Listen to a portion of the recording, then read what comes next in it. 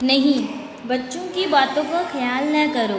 भगवान ने चाहा तो अब की फसल अच्छी होगी, फिर हाथ खुल जाएगा। ऐसी ही तंगी हमेशा थोड़ी रहेगी, कहकर डूंगर ने घरवाली को समझाने का यत्न किया। अच्छा अम्मा, हमारे घर में राब है कि नहीं? सबके घरों में मटकों राब धरी है। पति पत्नी ने एक दूसरे की ओर भेदभरी दृष्टि से देखा। फिर डूंगर ने रज्जो को अपनी ओर खींचते हुए कहा, यह देख, यह कोने में राब की मटकी धरी है।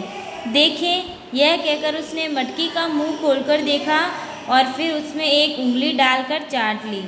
मानो इतने ही से रज्जो की आत्मा को शांति मिल गई और वास्तव में यह राब ही है, इसका विश्वास भी उसे हो गया। हाट के दिन गोविंदी राब की मटकी सिर पर धर और रज्जो की उंगली पकड़कर बाजार करने घर से चली। रज्जो ने पूछा, मटकी क्यों ले जा रही हो अम्मा? इसे बेचकर तेरे लिए नई ओढ़नी लाऊंगी ना। तो क्या हुआ कि उसके पिता जो होते हैं ना, वो अपनी पत्नी को बेटी से ये बातें कहते हुए सुन लेते हैं कि तू उसके साथ मत खेला कर। तो वो पिता कहते हैं कि बच्चों की बातों का ध्यान मत रखा करो, अगर भगवान ने चाहा तो इस बार फसल अच्छी होगी और हमारी तंगी भी खत्म हो जाएगी। तो इतने में ही वो रज्जो कहती है कि हमारे घर में राब है क्या? सबके घरों में राब है।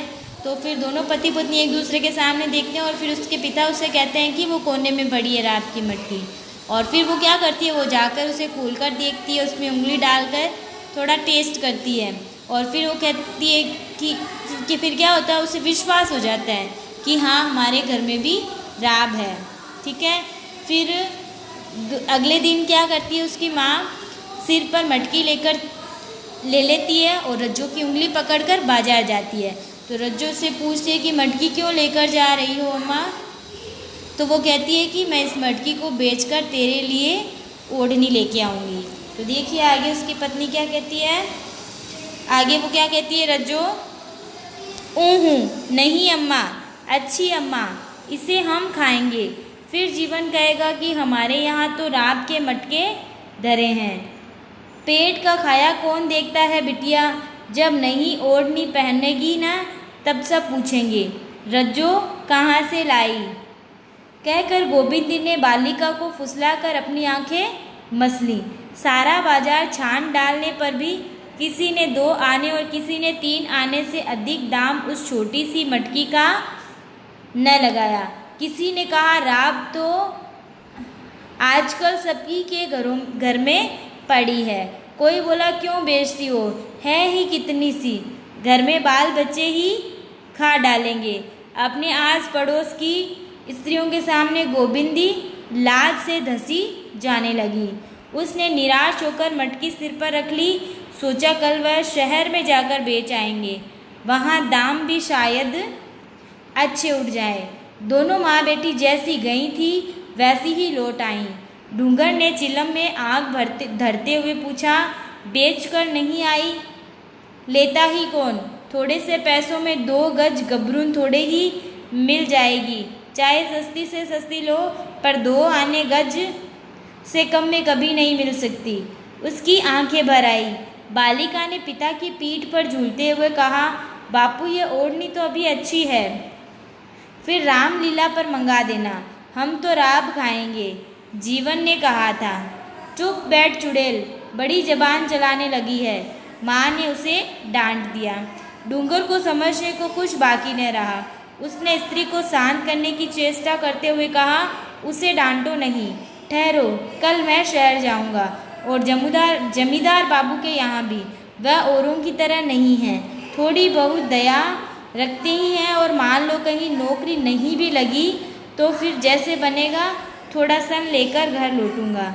रस्सी बटकर बेचने से 2-4 आने घर में आएंगे।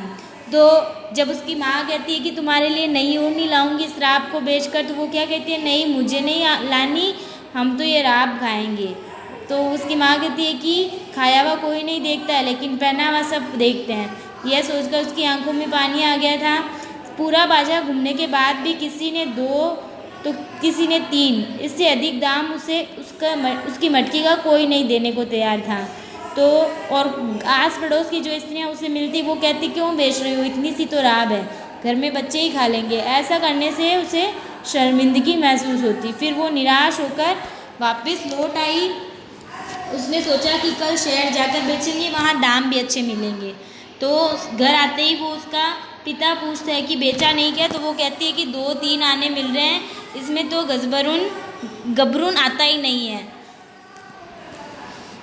यह कहकर उसकी आंखें भर आई और वो बच्ची जो होती है वो अपने पिता की पीठ पर झूला खाते हुए कहती है कि बापू, ये ओढ़नी अभी अच्छी है, इसे अभी ये बहुत चलेगी, जब राम लीला होगी ना तब आप मंगा के दे देना, हम तो अभी राब खाते हैं। तो उसकी माँ उसे डांटती है, चुप रहने के लिए कहती है, लेकिन जो उसके पिता होते हैं वो उसकी माँ को समझाते हैं और शांत रहने के लिए कहते हैं। वो कहते हैं कि मैं कल शहर जाऊँगा और वहाँ जो जमींदार जी हैं वहाँ उनसे कुछ मदद मांग लूँगा, कहीं नौकरी नहीं लगेगी तो थोड़ा सा सन लेकर आऊँगा और फिर उस सन से रस्सी बनाकर बेचेंगे तो 2-4 आने आ जाएंगे, फिर उससे ओढ़नी ले आएंगे। तो देखिए उसके माता पिता कितना सोच रहे हैं अपनी बच्ची की ख्वाहिश को पूरा करने के लिए।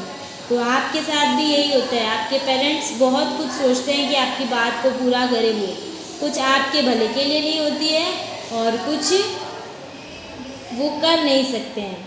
तो आगे देखेंगे हम अब।